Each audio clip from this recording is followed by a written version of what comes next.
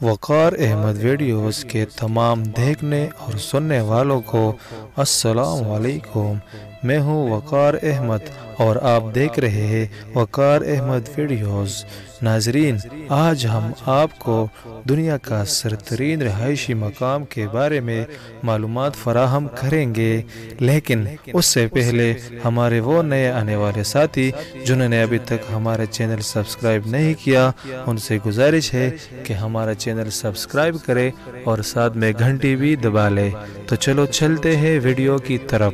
ویسے تو دنیا کا سرترین مقام کا اعزاز قطب جنوبی کو حاصل ہے، جہاں درجہ حرارت اس قدر کم ہوتا ہے کہ -92 ڈگری سینٹی گریڈ پر بھی چلا جاتا ہے۔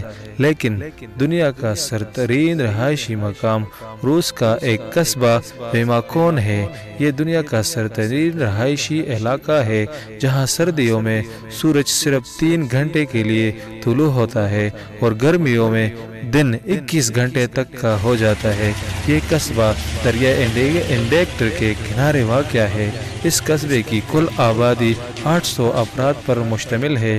یہ مستقل طور پر منجمد اور سرترین علاقہ ہے جو ہر وقت خوفناک سردی کی لپیٹ میں رہتا ہے، جس کا درجہ حرارت -52 ڈگری سینٹی گریڈ سے بھی نیچے چلا جاتا ہے۔